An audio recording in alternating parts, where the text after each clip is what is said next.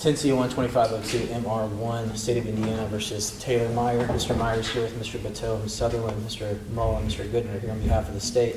On January 29th, the jury returned a verdict guilty to the charge of murder. The court ordered a PSI to be completed and set a sentencing date. Since that time, the PSI has been filed with the court. Mr. Bateau, have you had an opportunity to review that? Yes, Your Honor. Any changes or amendments? No, sir. Mr. Mull, any changes or amendments to that PSI?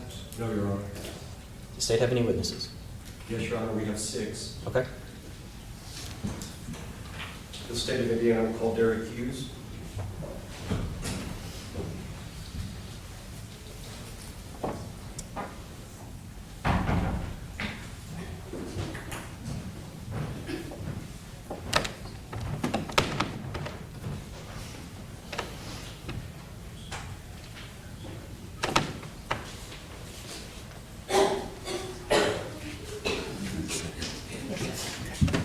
Good morning, sir. Can you please raise your right hand for me? Do you swear firm to tell the truth, nothing but the truth? I do. You may be seated. Mr. Mull? Good morning, sir. Would you state your name for the record, please? Barry Hughes. Mr. Hughes, do you have a statement that you wish to make to the court in regards to the sentencing in this matter? Yes, I do. Okay, please feel free to do that now. Taylor, the day has finally come for you to get what's coming to you for taking a good friend of mine. I'm sure you've had moments that ask for forgiveness from God. He may give it to you, but I won't.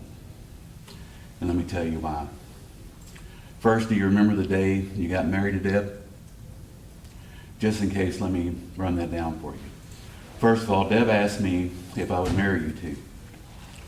I laughed, and I was like, I've never married anyone before. She told me, go online, get ordained. And then my next question was to her, what's Taylor going to say? She said, it doesn't matter. He'll do what I tell him to do. I went online, got ordained. She even offered to pay for it, but I told her there's no way she even was going to pay for that because I was honored that she asked me to do it for her. Then she asked me to write wedding vows. I, of course, thought, I've never done that before, but I was going to do my best to make her happy. I thought back over all the good times we had, Maverick's first birthday, going out on a boat with friends, pizza eating contests, playing softball. So now I want you to listen to the vows I've chosen for you. Taylor, please repeat after me. I, Taylor, take you, Deb, to be my wife, to always be at your side, to love you and only you, even when we don't agree. I take you to be my wife and forsake you for no others. I do this until death do us part. Well, I guess you took that part seriously. You're a coward in the lowest form of a man. All you had to do, go for a drive, take a walk. But in all this, we wouldn't be here for. You left 3 of the most beautiful kids without their mom. I asked Deb once, how many kids are you going to have? She replied to me, I'm going to have an army of them so I can tell them what to do. And she worked all day with kids and go home to be a mom. And the kids she dealt with at work were not easy to deal with. Maverick, McKenna, Maxwell had the best mom that could ever be. Deb would have a day off and need to come into work, take care of something. As she was there, she'd always make sure that she stopped by to see Mr. Derek and bring the kids to me. I hope from this day forward, Taylor, you relive every minute of every day. She was so happy and she was super nervous, but I understood the mission and the assignment, and you clearly did not. You took away my friend, my co-worker, and a super mom. Good luck to you, and hope that you never ever see the light of day ever again. And the pain you have left behind for each of us, the real pain starts at the end of this day. Thank you, Mr. Hughes. I don't have any questions for you, but the defense may. Mr. Bateau, any questions? I have no questions, Your Honor. Thank you. Thank you, sir.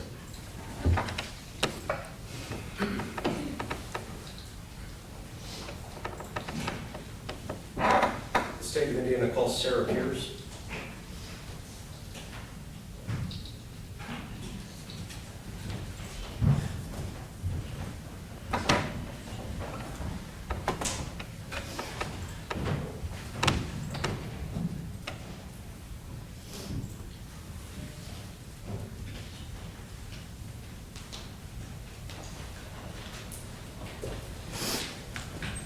Please raise your right hand, ma'am. You swear firm to tell the truth, whole truth, nothing but the truth? Yes. You may be seated. Mr. Mull.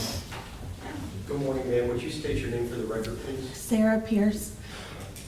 Ma'am, what relation do you hold to the victim in the case? She was my sister. Is there a statement that you would like to make to the court this morning for the sentencing? Yes. Would you please do that now, please? My name is Sarah, and I'm the younger sister of Deborah. Deborah was more than a victim in this case. She was my sister and also my built-in friend. Deborah was a person who was always there when needed. She was funny. She could always make you laugh. She loved being a mother, and she was amazing and incredible one. She was also an incredible and amazing nurse who cared for her patients. One of my favorite memories I will always hold close is when she taught me how to drive. The violent and brutal way she was taken from us has changed me and my family's life forever. Since her death, my life has changed in ways I've never imagined. I'm extremely traumatized. I struggle with severe depression and anxiety. I have a difficult time sleeping at night, and when I actually do, I experience nightmares, and I relive that horrific night every single night. Losing her has been the most traumatic loss I've ever experienced in my life. I wake up at 4:30 in the morning in a panic, as that's the time that I discovered that she had been murdered. Our family now faces every day, holidays, and special occasions without her. Our family now faces grieving her loss for the rest of our lives. We no longer feel whole. I only had 11,552 days with my sister when I should have had the rest of my life with her. I want the court to remember that my sister's life mattered and her absence affects us and is felt every single day. Deborah mattered, she was loved deeply, and her absence will never be filled. Thank you, Ms. Pierce. I don't have any further questions of you. Mr. Patel, any questions? I do. Ma'am, in attempting to get witnesses here today, people reported to us that they had received phone calls from the family. Is that true? I don't know nothing about that. Somebody in one of the letters to the judge reported that they were very concerned about harassment. I know nothing of that. Thank you, that's Mr. Mull, any follow-up? no one. Thank you, ma'am.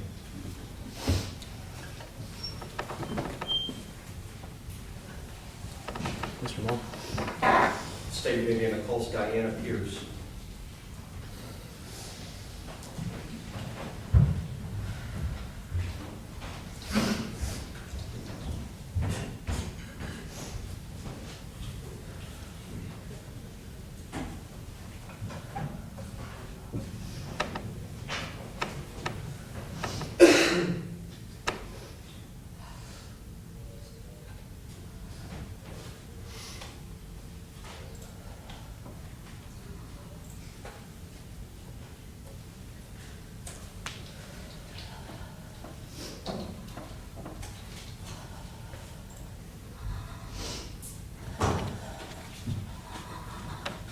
Please raise your right hand, ma'am.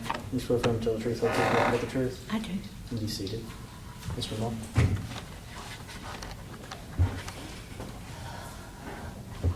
Good morning, ma'am. Would you state your name, please? Diana Pierce. And what relation are you to the victim in the case? She was my daughter. Ma'am, is there a statement that you would like to make to the court regarding the sentencing? Yes. You can do so now, please. I want you to look at me when I read this and not be a coward. First, I would like to thank the court for allowing me to speak here today. I'm Diana Pierce, Deborah's mother.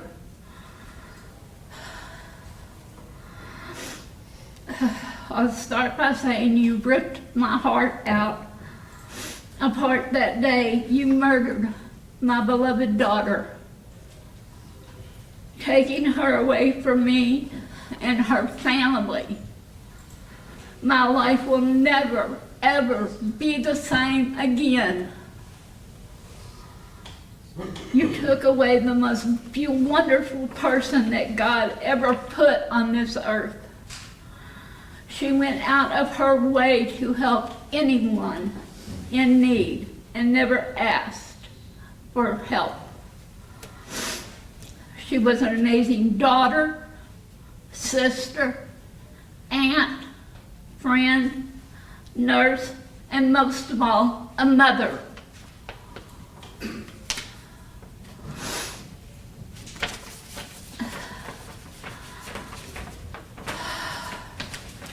Why did you have to do it? She didn't deserve any of that. There isn't a punishment they could give you that would ever try and make us whole again.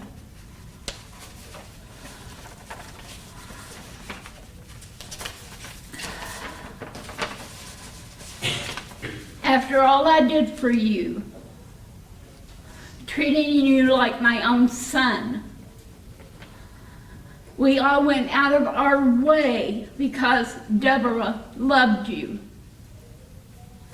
If you had any clue, or if I had any clue that you could have done such a heinous act to her, I would have done anything to stop you from harming my loving daughter. You don't deserve to live, breathe fresh air. You only deserve the kind of pain you inflicted on my daughter. How can you say you loved her and then turn around and murder her? You could have stopped at any point before you killed her, called 911 and got her help. Then she would still be here with us. But no, you were so set on killing her, you didn't care about anything else but trying to prove you were in control, trying to make her pay. Whatever your sentence is, it will never be enough. Sending you to prison for life is too good, because the taxpayers will have to pay to feed and house you. And that's all I have to say. Thank you, ma'am. I don't have any further questions for you. Thank you. Mr. Patel? Ma'am, do you know about contact made with possible defense witnesses? Contact from spoof numbers? Do what? Do you know of any contact that anyone made to possible defense witnesses to get them not to testify? No, I do not. I don't answer calls I don't know. Thank you, ma'am. Thank you.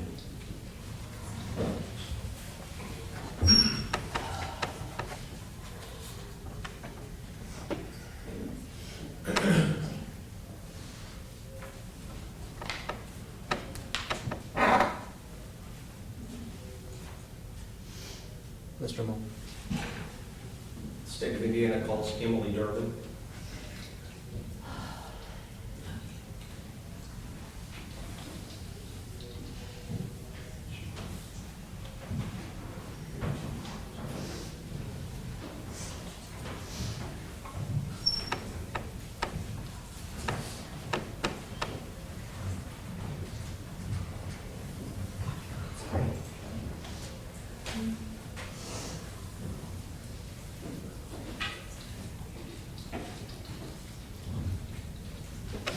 Good morning, ma'am. Good morning. Please raise your right hand for me. You swear firm to tell the truth, whole truth, nothing but the truth? Yes, sir. You may be seated. Mr. Moore? Ma'am, would you state your name? Emily Durban.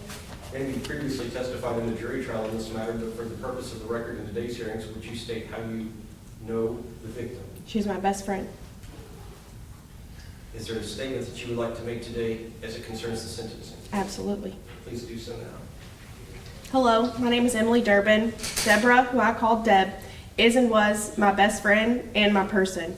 We did everything together. We went to the zoo, the library, the grocery store, the doctor's office. We weathered life together. Between childbirths, weddings, moves that expanded multiple states, vacations, all of it. I don't want to waste anyone's time here, as I'm aware that the parole board investigator, defense, prosecutor, and Judge Carafa have already received my written version of my victim impact statement, but there are things that should be addressed in this open courtroom. I would first like to say that the defendant, Taylor Meyer, is nothing but a waste of space and a waste of our tax dollars keeping him alive in prison. He deserves the worst punishment that earth may offer him, and when he meets our Maker, you will learn what true hell is. His previous criminal history may have not been allowed to be mentioned at his trial, but I'm here to say it absolutely does matter and plays a role into the waste of space he is today. He previously broke into a man's home with a knife, the same weapon he chose to use to kill Deb, with the intent on killing that man. Why? Because the man was cheating with Taylor's girlfriend at the time. But let's also not forget him driving with a suspended license, because the laws don't apply to Taylor until they do. Right, Taylor? Judge Carafa, he has already had his second chance when he did his mandatory anger management classes, which ended my best friend's life instead of on that second chance. The individual, because he is definitely not a man, sitting right there, and for the record, I would like it to be known that I pointed to Taylor Meyer, shows zero remorse. He is a narcissistic psychopath, and he only cares about himself. That's why he murdered Deb in cold blood. He knew what he was doing, and he stabbed her 40 times. And just to be clear, I'd like to go ahead and count to 40 to make sure he knows how many times he had the opportunity to stop while in the act, not just before, while he beat her and choked her unconscious too. 1, 2, 3, 4, 5, 6, 7, 8, 9, 10, 11, 12, 13, 14, 15, 16, 17, 18, 19, 20, 21, 22, 23, 24, 25, 26, 27, 28, 29, 30, 31, 32, 33, 34, 35, 36, 37, 38, 39, 40. While the monster and waste of life before us murdered Deb, their children were in the house too. And I would like to say thank God for Deb sacrificing herself to save those children. She would have never, ever let him hurt them. And that's why she never left. Not after he was a terrible husband to her. His own cheating, manipulating, emotionally abusiveness, and amongst other things. He never, ever cared about her. Him cheating while she was pregnant with their child had to be one of the lowest blows a woman could take, but she stayed. And since we were previously on the topic of zero remorse, I can give you a prime example. Judge Carafa, you should ask Taylor when he started his situationship back up after he was arrested, that if it even ended beforehand. What was it, Taylor? Just 3 days after you were arrested for murdering Deb, you had already had Ashley contacting you, telling her how much you loved her, you wanted to have sex with her, all those things. Taylor, you should tell Judge Carafa about the times you told her that you loved her and you couldn't wait to be out of jail with her, planning a life together, all of those conversations. Remorse then? No. What about the tattoo on your chest of Ashley's name? Taylor, zero remorse for those actions you caused that night. Being a father, and that's something Taylor never truly did, and guess what? You're never gonna get to again. Judge Carafa, this waste of oxygen, sat in the basement playing video games, talking horribly about anyone and everyone, including their own wives, in a group chat on Facebook instead of being a parent. He didn't willingly do anything. It was always an argument. Sighs, silent treatments, harsh comments, just to be a father. He never wanted them, and his actions proved it, time and time again. He can claim he was Father of the Year, but I'm here to say that's a lie, through and through. He was never in the competition to compete with. Maverick, McKenna, and Maxwell will now go through their life knowing that their father killed their mother. How can someone sleep at night knowing that they took the only parent from those children that ever truly loved and cared about them? Now their children are going to face every milestone: the first day of school, dance recitals, soccer games, t-ball games, high school prom, graduation, weddings, births of their own children, without their mother, without her love, her comfort, her presence, and all because of you, Taylor, but they won't have you either. Judge Carafa, Taylor Meyer deserves nothing but the worst punishment allowable by law. He will never be remorseful. He will never care about the murder he chose to do. He will never care about anything other than himself. And Taylor, I can't wait for your hell on earth to begin when you go to real prison. And then when you die, your real punishment will start. And that's a day I'll smile really big knowing you're where you belong for eternity. Ms. Durban, I don't have any further questions of you. Mr. Patel? Ma'am, do you know about any contact made with potential defense witnesses? No. Get them not to testify? No. One possible witness relates that he had to change his contact information because there were so many calls. And you don't know anything about that? No. Thank you, that's all. Thank you, ma'am.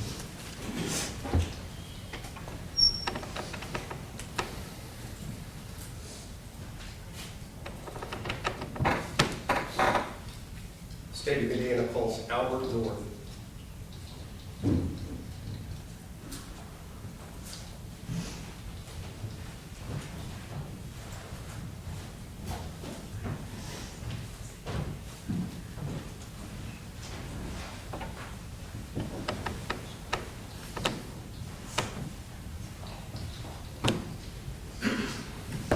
Please raise your right hand, sir. You swear firm to tell the truth, whole truth, nothing but the truth? Yes, sir. May you be seated. Mr. Mull? Sir, could you state your name for the record, please? My name is Albert North. And how are you related to the victim of the case? I'm her brother.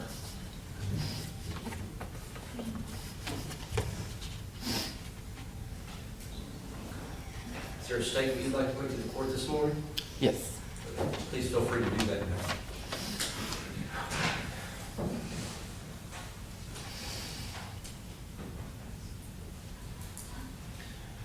No words can truly describe the emotions our family has experienced over the past 427 days. The turmoil and grief that we have lived through are indescribable.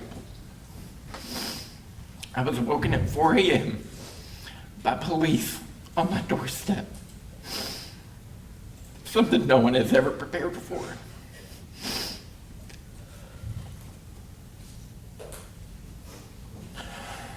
I then had to wake my entire family and rush to the police station, only to be met with the most horrific news. There was no time to grieve, no time to process, no time to think. In that moment, there were 3 children who suddenly needed comfort in a world turned upside down. Those were your children.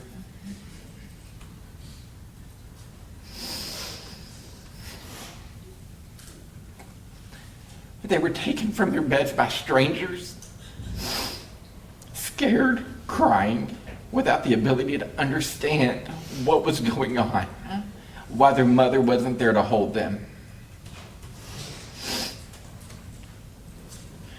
Less than 5 hours after those police knocked on my door and woke me up, I was in your house, cutting the bloody carpet up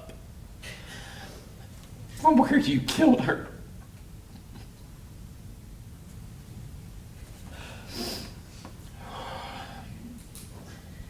Family was something you never valued. Her children were something you never valued. And now Missy and I must pick up the pieces of their shattered lives. We will spend years trying to show them that the world is not defined by the evil that took them. They will never know your name. They will never remember your face. You stole the most important person in their lives for reasons that were as selfish as they were cruel. You once told her that you were stronger than she was. That's what you told her while you were killing her. That was never true. She was stronger than you, and deep down you knew it. And that's why it took you 40 stab wounds to kill her, because anything less and she would have gotten back up. The world should know this is not the first time you attempted something violent. The world should know you betrayed her trust long before this. And in the aftermath, attempting to drag her name through the mud to defend yourself was not only dishonest, but profoundly revealing of your character and cowardice. The only comfort I have now is knowing her children will never have to fear you again. From this day forward, they will be raised in her image with her strength, her kindness, and her love guiding them. They will have her last name, and they will never again be burdened by yours. Thank you, sir. Thank you, Mr. North. I don't have any further questions. Mr. Patel, do you have any questions? Sir, do you know anything about contact with defense witnesses? Not a clue. During any time, did you receive evidence from jailers and the sheriff's department? No, sir. They didn't send you any sheriff? Not one.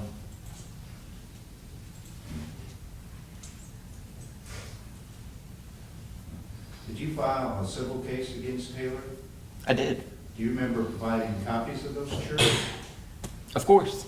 All right, so I want to make sure, because you're under oath. Oh, absolutely. You did receive chirps from jail officers during... No, sir. Where'd you get them? The ones that you attached in the civil case? They were provided to me by my attorneys. But I want to make sure, you never received anything directly from a jail officer? Not once. Thank you. Thank you, sir. Mr. Moore? State of Indiana calls Susanna North.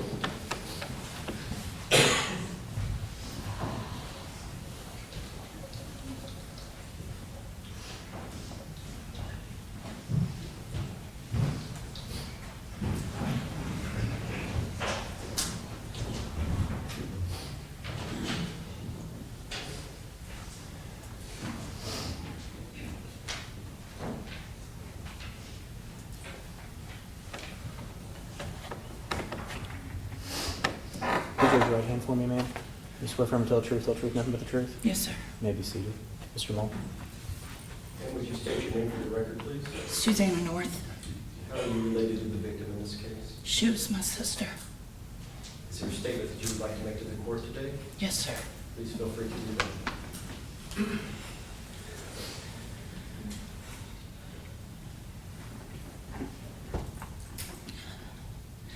My name is Susanna North, and I'm Deborah's oldest sister. Deborah was a statement I never imagined to speak on this early in my life. Deborah was a kind and selfless person. Deborah was a sensitive soul who wore her heart on her sleeve. If she was happy, hurt, mad, or sad, one could instantly tell, because emotions are not something we hid well. Deborah had the biggest heart and the most beautiful smile. A person who helped with everything and took joy in it. Deborah will no longer be able to share her caring nature with her patients through nursing, her kindness and big heart with her friends and her family. As a sister, I miss the moments she shared with us during family events. I miss having a person in my life that truly understood what I'm going through, as a mom, as a wife, as a daughter. Because we were cut from the same cloth, went through the same trauma as children, and came through to adulthood as stronger women together. I will miss watching Deborah evolve as a mother, watching her grow through the next phases in life. Deborah truly was a patient person.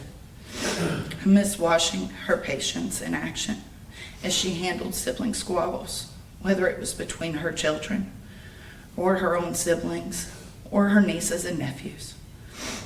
I simply miss seeing her smile and hearing her laugh. A person who always had us smiling and laughing with a joke or a sassy comment.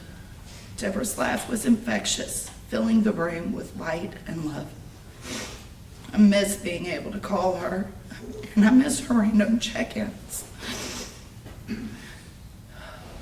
Deborah was one of a kind who can never be replaced. I love my sister, and I miss her presence every day. I hate talking about her in the past tense.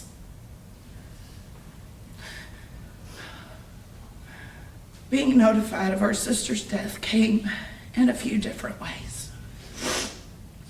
Once from Taylor Meyer in a text. I remember seeing the text and thinking, what an odd thing to say. Half asleep at the time, I didn't understand why would Debbie send that. A couple hours later, we would be notified by the detectives that Taylor had truly murdered our sister. And then again each morning, I'm reminded with her ashes on my bedroom dresser.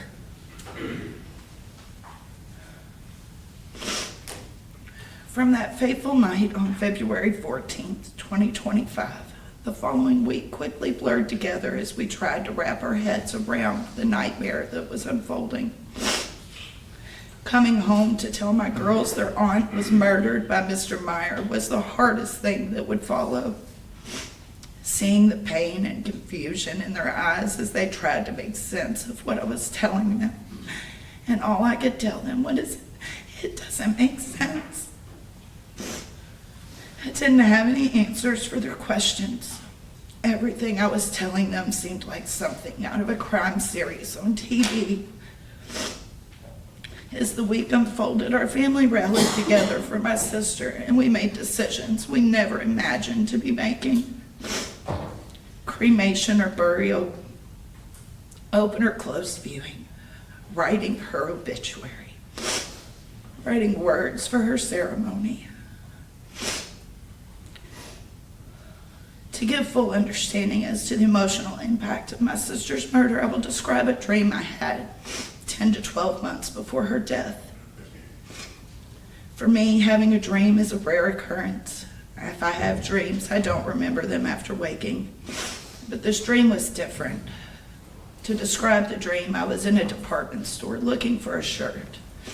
I recall it being an odd scenario because with me in various parts of the store were my mother, my oldest daughter, and my brother's daughter. It was odd because I rarely shop with other people, and I was actively looking for a shirt or top of some kind. I was on the phone with someone who was helping me figure out what kind of top to buy. I found a sweater and I put it on over my clothes, right there in the middle of the department store. I faced a mirror, one that was hanging on a column within the area. My face red, like I'd been crying. The sweater wasn't my color. It was a lavender purple. I remember feeling hot and constricted in the top, so I took it off and told the person on the phone that I had what we needed and left. This is all I remembered of the dream itself. But what came next when I woke was this immense, unbearable feeling of sadness, like a heavy weight sitting on my chest. That morning when I woke, I couldn't shake the feeling of the dream. It felt so real, yet so confusing because nothing made sense. The task of finding a top, shopping with people, talking on the phone while shopping. It was like an omen of something to come. I sat with those feelings in this dream for a few hours before deciding to contact my brothers and sisters individually for a wellness check. Everyone was fine, but I couldn't shake it. Something bad was coming. I had this urge to attempt to figure out what this dream was telling me. The oddness about it felt like a mystery to solve. Over time, the feeling eventually subsided, but it was always lingering under the surface. Urban and Beyond 24 rolls around and I have tickets for my birthday, so I asked Deb to join me for a couple days. She happily comes along and I'm happy too because I rarely get to see her, just me and her. She was always quiet with me. She didn't have to say anything for me to know something was bothering her. I asked how things were at home with the kids and how things had been between her and Taylor. She gave typical answers, everyone's good, so I continued to shrug off that feeling. Maybe it was just a bad dream. It happens.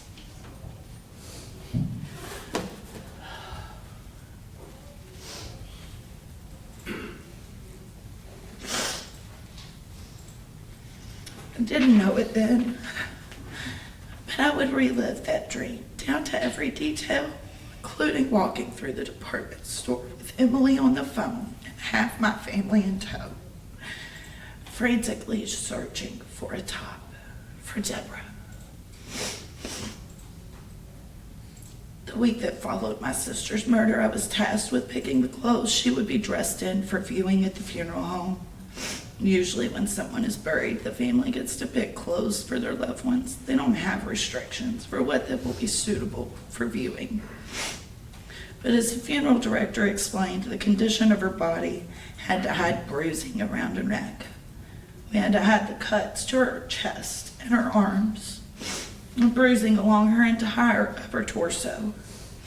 I remember being so angry and frustrated, trying to find something that would look pretty, be reflective of my sister's style, but would also serve its purpose, to cover all the damage inflicted in her last moments alive.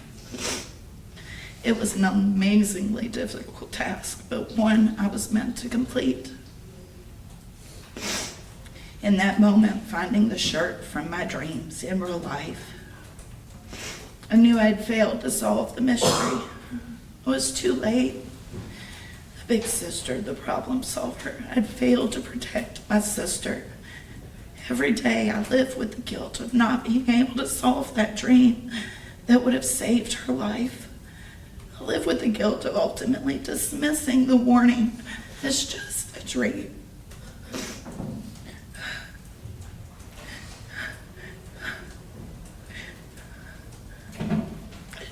To explain another side of the emotional impact my sister's murder has left, I'll take you back 5 years ago when I was in the beginning stages myself of an affair that would last almost 16 months and nearly end an 18-year relationship.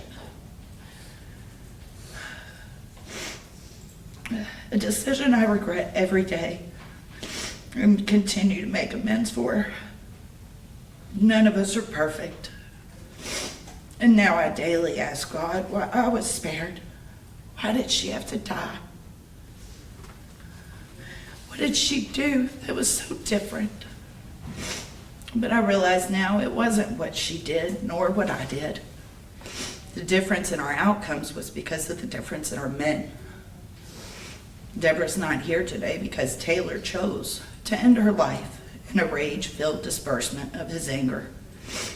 Deborah is gone because Taylor's choice to take her life. No goodbyes, no final words. A fight to the death with no consideration of the impact. This, on top of all the typical emotions of losing a loved one, amplified by the tragic way she was taken and the suddenness of her loss. Physically, my heart is broken. It hurts every day. I've experienced many deaths in my short life, mostly elders of our family, some friends when I was younger, but nothing compares to the pain of my sister's murder. Just saying those words, my sister was murdered. It shatters my heart into a million pieces. The physical pain that sits in my chest, it doesn't leave. Some days it doesn't hurt so much. Other days I could crawl under a rock and die just to be with her. Coupled with the survivor's guilt, the loss of my sister has taken a piece of my spark. Happiness doesn't feel the same anymore. As quickly as it comes, it leaves, overshadowed but with memories and the what-ifs. Deborah will never see her kids grow up, never see them get married, or have their own children. Deborah will never get to be a grandma. She will never get to finish living all the dreams she had for her kids and herself. She'll never get to see the amazing adults her nieces and nephews will grow to become, and likewise, I will never get to see Deb as a grandmother. Undoubtedly, she would have been great. Becoming a mom was one of Deborah's greatest journeys and accomplishments. Deborah struggled getting pregnant and carrying to term. It took Deb a lot of research, doctor's visits, testing to understand what was going to work. Ultimately, she had to take all the required vitamins in their most basic form in order for her body to absorb them. She couldn't take generic prenatals like everybody else. All this to say, she made it her full job to becoming a mom. When she finally succeeded, she made it a priority to maintain a healthy lifestyle, solely breastfeeding all 3 children.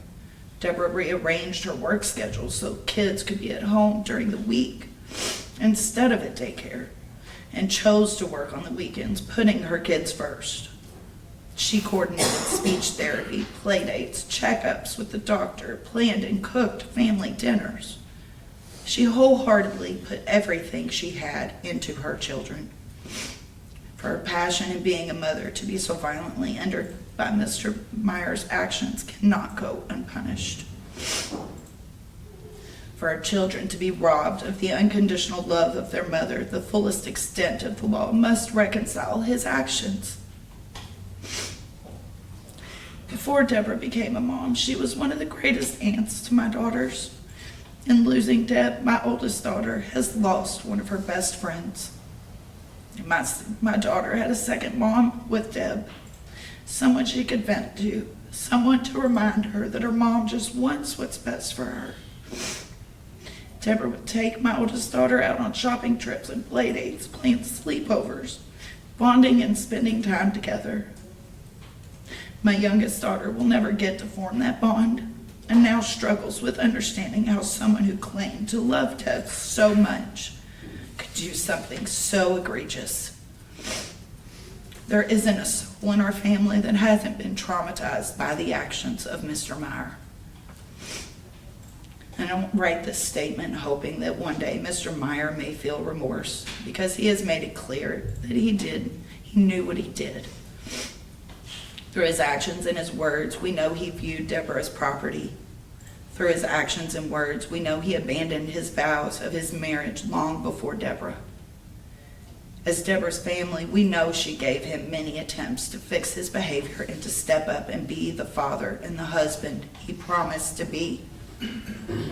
It breaks my heart that throughout their marriage and even on her last night on this earth, she was truly alone. Raising a family is incredibly difficult when both parties aren't fully committed. Mr. Meyer's words in the card, "You won't have to carry us alone any longer." Carrying a marriage when both parties aren't committed is impossible. One basic thing some men don't understand about women: women seek basic human adult interaction, intellectual stimulation, connection, and shared experiences. This forms our foundation of our relationships. And when you're a mother of small children, this interaction and connection becomes a lifeline and a break from the heavy load being carried.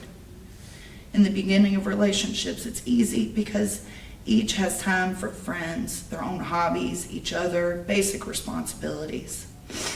When kids come into the mix, someone has to shoulder the bag of responsibilities. Debbie had been without help and struggling for the majority of their marriage, as short as it was. He did nothing to support her, nothing to truly show her love or even treat her with the respect the wife and mother of her children deserve. When Deb wasn't able to continue the balancing act and had enough, dealing with more than we're even able to mention. She decided to give the marriage the same input he gave, turning tables for the taste of his own medicine. He didn't like it, and he killed her. After the crime scene was released, my brother and I were cleaning up the bedroom, cutting the blood-soaked carpet from the floor, an area the size of a small child's bed. Tried to make sense of what I was seeing. When Mr. Meyer said there was no return, he could have stopped at any moment. She gave him plenty of chances to stop what he was doing, reminded him to think of who he'd really be impacting, and just stop. What hurts the most is 3 weeks earlier, she saved his life and stopped him from ending himself. This could have been a case about assault. Everyone would have been scarred, but we would have healed and we would still have Deb. She saved his life and he took hers. Looking back as a big sister, I wish I would have seen the signs and helped. I don't even know what I would have done. I regret not being able to somehow stop this nightmare, even though I know this was outside of my control. I foolishly believed everything was good when she gave me half-hearted responses. And maybe she did carry it well for a while, because we are strong women who really don't ask for much. We'll never know why she didn't tell us what was going on. The prosecutor summed it nicely. This has been all about Mr. Meyer from the beginning of the marital problems to their last night together and now ending with a trial. A trial where, in the end, the result has not changed, but in the process, you've wasted thousands of dollars that could have gone to better use.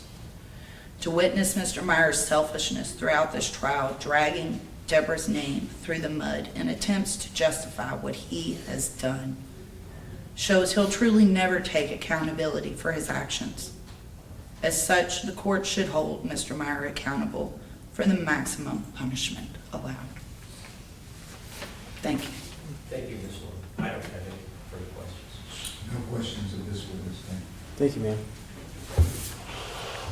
Mr. Moore?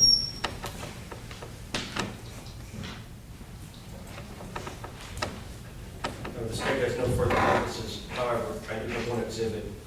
I'm holding what I'm going to mark as State's Exhibit 1, which is a certified copy of court records and cause number 10D03-1108-FD1012, which is the case of State of Indiana versus Taylor Meyer with the count of attempted residential entry as a Class D felony, criminal mischief as a Class B misdemeanor. It is the case that is referred to in the precinct's investigation report, and it does contain information that relates to statements that previous witnesses have made about prior conduct.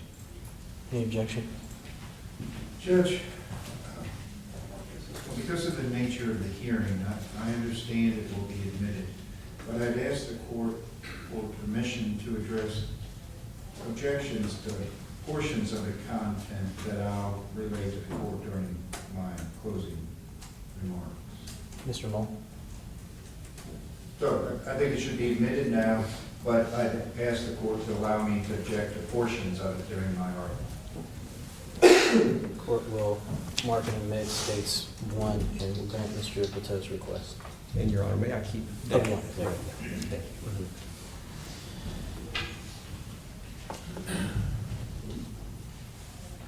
Thank you, Your Honor. Mr. Pato, any witnesses? Judge, kind of because of the issues I've outlined for the court, there's nobody willing to appear as a witness. In my mind, it might be appropriate to do some investigating as to exactly why that is. That obviously would be a significant criminal offense of obstruction of justice if that is in fact happening. But as of today, again, we don't have any witnesses. I'd like to make an allocution statement. I'm sorry. Would he like to make a statement? Yes. Mr. Meyer, please raise your right hand for me. You swear firm to tell the truth, nothing but the truth? You may begin. Yes.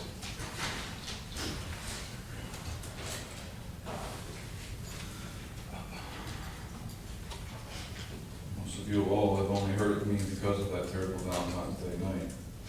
That's because before that, I was a good citizen. I didn't do drugs. I didn't commit crimes. I rarely ever drank. I was a hardworking employee of a 15-year career. Two of my closest friends and the groomsmen of my wedding, of them, one is a police officer, but the other has never even received a speeding ticket. I didn't hang around with troublemakers. I was a polite, friendly, and respectful person. I still consider myself that, despite being locked up with violent offenders and gang members for over a year now. Even most of them determined that in minutes that I'm not a terrible person. I love Debbie to this day. I miss her every day, despite how evil many of you want me to be. I don't consider myself an evil person. I did a terrible, horrendous thing and a fit of rage. Of course I regret it, and I would change it in a heartbeat if I had the power. I'll try to say I wasn't remorseful. I didn't inform anyone that for 4 weeks after I was arrested, I was in solitary confinement. All I did was cry and sleep at what I had done to the woman I loved. Like I said, I still love her. She's the woman I built a good life with and a beautiful family with. Had I loved her less, maybe I could have just left her. But any man with a sliver of hope to keep his family together would cling to that hope, I believe. I'd like to say to my family and friends, I want to say I'm sorry, and I'm sorry for any negative repercussions you all have had because of me. I love you all, and thank you all from the bottom of my heart to the few who have stayed with me, knowing that I would never do something like this in my right state of mind. I tried to get an opportunity to be with you all again, I really did, and to see my babies again. I'm sorry for not revealing what I was going through. I was trying so desperately to fix things. I didn't want your all's opinion of Debbie to change. That's why I kept it a secret. I know you all loved her as well. To Debbie's family and friends, I know there's nothing I can say that will fix what I've done. I cared for you all as well, and I am truly sorry. Because of me, you all lost a daughter, a sister, an aunt, or a friend. Believe me when I say I understand your anger and hate towards me. I'm angry and hateful towards myself for what I've done. All I can do now is continue to pray for you all and pray for forgiveness and the strength to forgive myself one day. I know what you all have lost. Lastly, I'd like to say that Maverick and Kenna and Max are beautiful babies. Mom and Dad love you so, so much. Mom will always be with you all. I'm so sorry for hurting Mom. Dad was sad and mad, and I wish I could change what happened. You three will always be our perfect babies. Be good for Uncle Albert and Aunt Missy. Be nice to each other and always love each other. Don't know if I'll ever get to see you again. I miss and love you all every single day. You babies were the best thing to happen to Mom and Dad. Please forgive me. That's all, Your Honor. Thank you. Thank you, sir. Mr. Mull, argument? Legislature of the state of Indiana has authorized you, Judge Carafa, to sentence this man up to a sentence of 65 years. You're authorized to do that. It is the state of Indiana's position today that that is the appropriate sentence in this case. The maximum sentence of 65 years to be spent in the Indiana Department of Corrections. By law, the court can look at aggravating and mitigating circumstances that are contained in Indiana Code 35381-7.1. One of the aggravators present there is number one, that the harm, injury, loss, or damage suffered by the victim of an offense was significant and greater than the elements necessary to prove the commission of the offense. Certainly that's an aggravating factor that's present here as evidenced by the injuries that she sustained that was established through the trial evidence. So that is an aggravator that you can find in a sentencing order. Another aggravating factor that's present under this statute is subsection 4. The person committed a crime of violence and knowingly committed the offense in the presence or within the hearing of an individual who was less than 18 years of age at the time, and the person was not the victim. Clearly, this murder occurring in that home with those children in proximity fits that aggravating factor of the statute. So there are two. Another aggravator that I asked the court to look at is the fact that there is a prior arrest for felony, as noticed in the pre-sentence investigation report. And I admitted this exhibit that contains the probable cause affidavit in the case. And one of the things that the witnesses have referred to are the fact that he has previously threatened to kill somebody. And the statement that he made to the officers contained in this affidavit, the basic facts are, is he went to the home of his best friend because he thought the best friend was having a relationship with his girlfriend.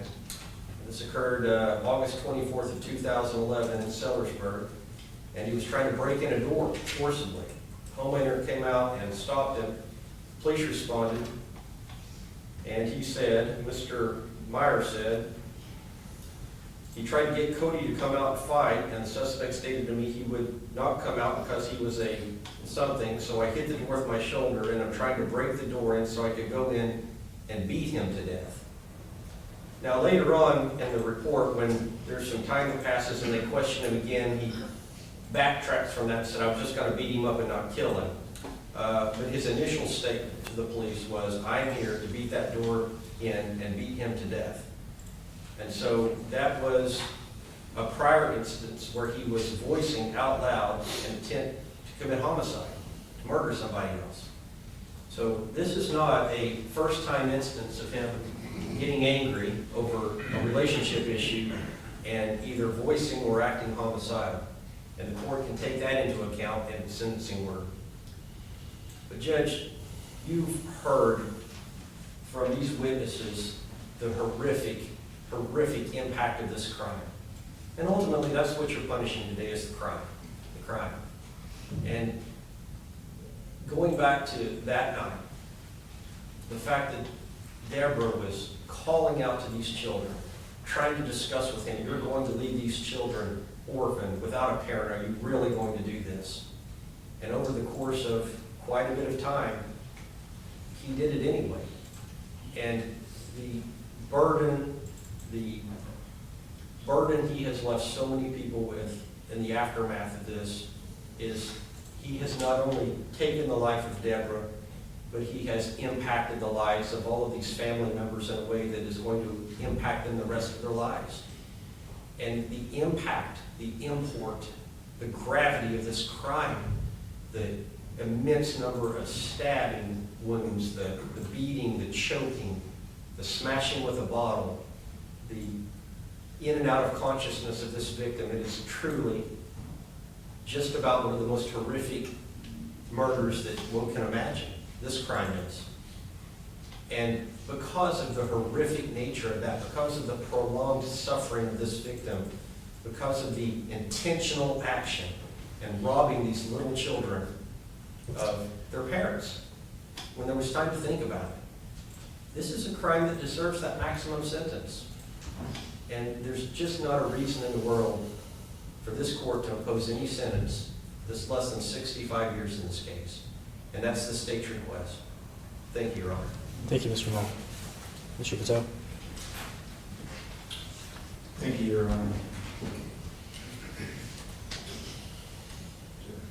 To state the obvious, this is a legal proceeding governed by certain procedures and certain rules given to us as far as what a sentencing is.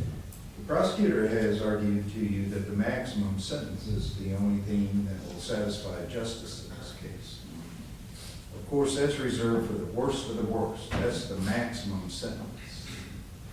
It's not difficult to think of factors where even this case may have been worse. I don't think it's the worst of the worst. But I really need to start with an acknowledgement of the testimony that was presented here. The testimony was extremely heart-wrenching.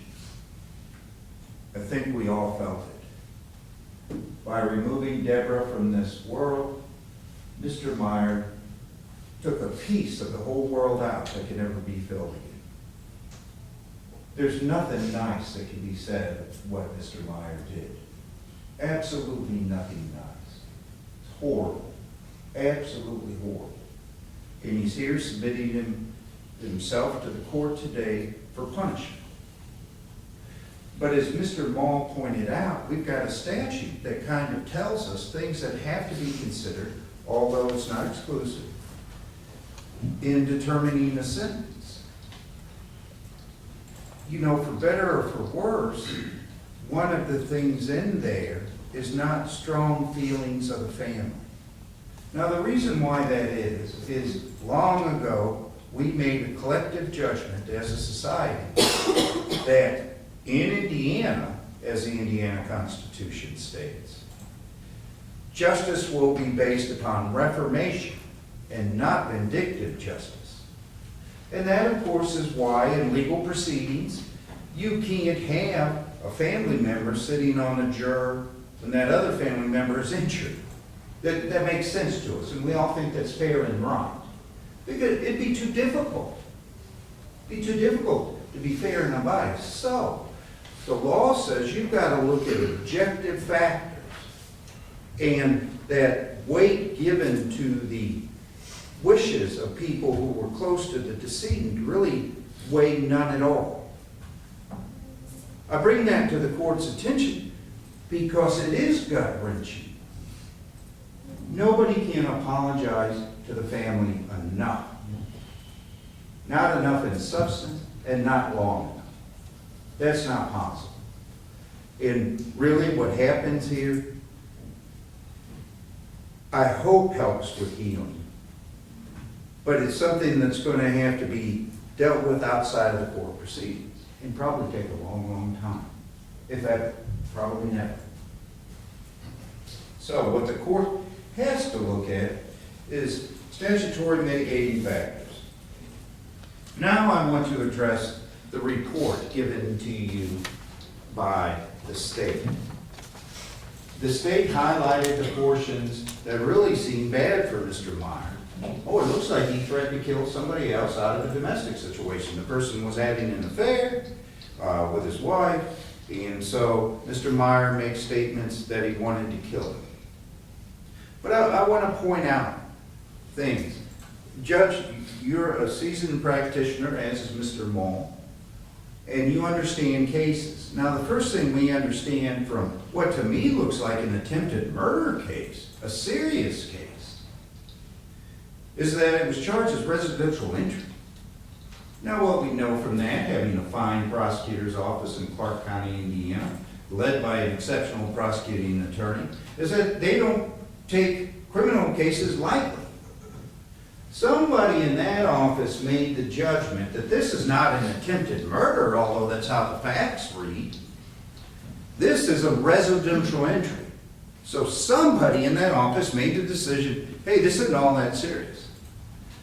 Then I'd ask the court to take judicial notice of the CCS in that case, which is 10 CO3 1108 FD 1012.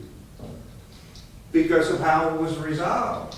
Now, out of this attempted murder, how it was resolved is that the case was TUA'd, put on the shelf for a little bit, and then outright dismissed. Now, that had to do with a realistic view of what the facts actually were. The fact that something appears in a probable cause affidavit doesn't make it true. They're only allegations. And these allegations were never tested. Why do I say that? Because there was never any trial. I didn't see an evidentiary hearing, although I wasn't looking for that at the time. But I didn't notice one. So, the allegations were never tested. Also, the whole document's hearsay. Now, I know this is sentencing here. State will be quick to point out for the court, accurately so, that hearsay is admissible in the sentencing hearing. It's also not admissible in probation violations and things like that, bond hearings. But that doesn't mean that evidence can be admitted willy-nilly, of course. You know, the fact the evidence rules don't apply doesn't permit evidence of Ouija boards and that sort of thing. What has to be shown is a sufficient indicia of reliability. You read that affidavit as far as from the witnesses that were questioned, that's not done for a single one of them.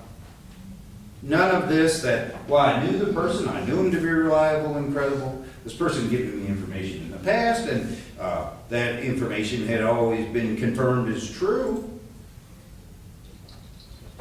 So, it's in evidence, and the court can consider it, but the weight should be 0. Honestly, we should rely on the professional prosecutor's office judgment of the case. This case is a TUA, and we're going to dismiss it. I suggest that's reflective of the real facts, not necessarily the ones in the probable cause. So, the reason why I started to talk about that is obviously pursuant to the statute decided by Mr. Mull, 3538.17.1. The court can consider criminal history. Besides this, the information admitted by the state in this hearing, there is no criminal activity. Well, Mr. Meyer says it seems to be true. He didn't hang out with criminals. He wasn't a substance abuser. He wasn't out there doing bad things. Whether or not he's likely to respond affirmatively to probation or short-term imprisonment. Well, you know, one of the things the Supreme Court has dictated for this court is that you have to consider the IRAS. This is a professional report prepared by those with training and experience to indicate what is the risk this guy will reoffend. He's very low, which once again is backed up by his whole life. He doesn't engage in criminal activity. Character and attitude indicate, well, I do want to talk more about that. Respond affirmatively to probation, short-term imprisonment. You know, the way the case law looks at that is whether or not somebody's been on it before. If somebody's been on probation or imprisonment, then we know how they reacted by their record. But of course, that hasn't happened here. The state didn't mention this mitigating factor, and the state doesn't have any evidence that would indicate that it's not there. I want to point out that in this case, Judge, I would ask you to take judicial notice of the evidence adduced at trial for the purposes of the sentencing. Okay. Court took judicial notice. Thank you. Mr. Meyer was one of the most cooperative people I've ever seen with the police. Did everything the police asked, including giving multiple statements. The court heard those statements. He wasn't difficult with the police.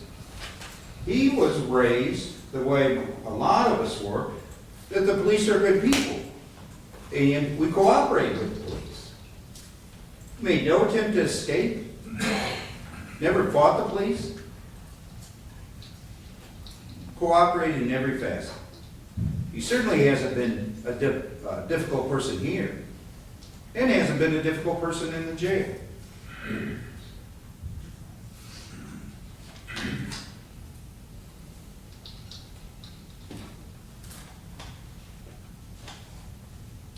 Whether or not there's substantial ground tending to excuse or justify the conduct.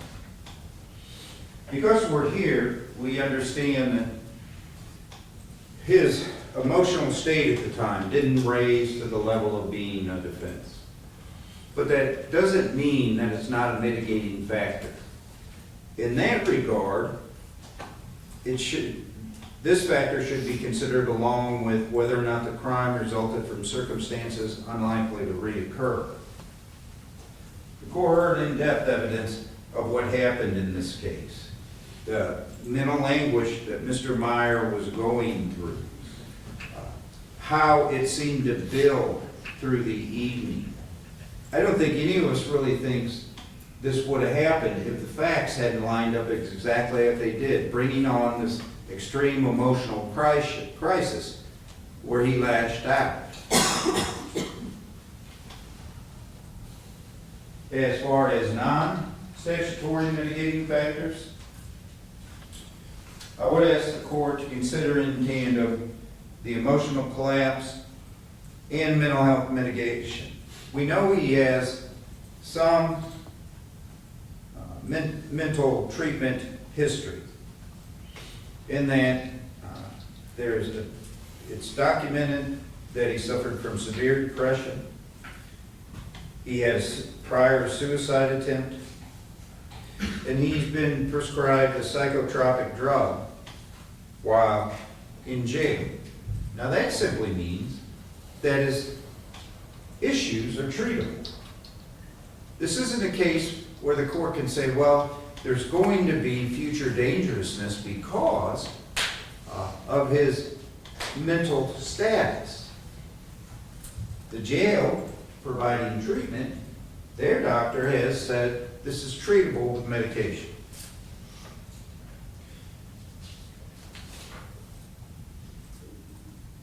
He has a great deal of family and community support. The court can read the letters that had to be introduced as confidential because people were concerned about any backlash they might have. He has a strong work ethic. He's loyal, generous, always supports others, and has always been viewed as dependable and compassionate. His employment bears that out. 15 years for one employment, which is exceptional. So, in this case, I'd ask this court to view it at what it is. This was a unique environment that caused this criminal offense. You take his emotional status and add it to what was going on, and under these very unique circumstances, a criminal offense was committed. But when you look at the complete rest of the history, his character, attitudes, his employment history, what his friends say about him, in light of that, it seems that the mitigators outweigh the aggravators. The very last thing I want to talk about is remorse. That obviously is an emotional issue as to whether or not he feels bad about what he did. You know, I understand that people who are angry at him are frustrated because they haven't seen any remorse. But of course, they haven't had contact with him since the day he was arrested. Now they've seen him in court. And if there should have been a showing of remorse, then it's my fault. I told him during trial not to react to things. I certainly told him not to talk. And so the opportunity to express remorse in this open courtroom is due to me, not to him. Today was his first opportunity to anybody to express what his remorse was. He told you how he reacted in the jail. He read his letter today. I think everything he said was genuine. I think he can be taken at his word. And so I do think the court should find remorse. Judges, is a difficult case in that emotions are so high, and understandably so. Well, we trust the court to sift through the legal part of this sentencing. What's appropriate, what's not appropriate, and to come up with an appropriate sentence. Thank you. Does the defense have a recommendation? Judge, I'm certainly aware of the penalties for the offense of murder. What I would ask for is a sentence that meets the requirements of the law. However, I would ask there be only a short term of actual incarceration. The reason why I say that, judges, is that the statute, once again, reflecting the Indiana constitutional provision of rehabilitation, wants the court to take in consideration how is the best way to make the best out of a bad situation and craft a judgment based upon rehabilitation. There's no indication here, no indication at all, that short-term imprisonment won't do that. I think any incarceration really isn't needed because he realizes what happened here. He realizes it was his mistake and nobody else's. And to warehouse somebody in jail really has diminishing returns. Makes him more of a criminal than somebody who isn't criminal. And for that, I'll talk about the IRAS. He's not a criminal time. So I think even a very short term of imprisonment, I understand it'll be a number of years. I'm not asking for months or days. But a short-term period of imprisonment, followed by community corrections. The world works better for us if he's on community corrections rather than in jail. In jail, we all pay for it. If he's on community corrections, he pays for it. And then, after that, once he's shown himself on community corrections under this extremely tight supervision, then perhaps a term of probation. Thank you. Thank you, Mr. Patel. First, I want to thank everyone who submitted letters and testified here today. It gives the court a better understanding of who Deborah was, and this has been about Mr. Meyer since he's been arrested, and I think hopefully this will give you a little bit of closure. A few things. Mr. Meyer, in Mr. Moll's closing at trial, he talked about the difference between regret and remorse. I think you probably regret what happened, but I don't think you show a sign of remorse whatsoever. My fear is that the shrapnel from that night won't be fully realized for years to come. The amount of lives that were touched by your intentional actions on February 14th of 2025. Mr. Bateau said a maximum sentence is reserved for the worst of the worst, and I shudder to think of how this could get any worse. Pursuant to Indiana Code 353817.1, the court is going to find that the harm, injury, loss, or damage suffered by the victim of the offense was significant and greater than the elements necessary to prove the commission of the offense. Additionally, committed a crime of violence and knowingly committed the offense in the presence or within the hearing of an individual who is less than 18 years of age at the time the person committed the offense and is not the victim of the offense. Court will find mitigating circumstances that for a substantial period of your life prior to the commission of this offense that you did, you were law-abiding. I can't in good faith say that I feel that you'll likely respond affirmatively to probation or that your character or attitude is one that would unlikely commit another crime. We find that the imprisonment of you will result in undue hardship to either you or your dependents.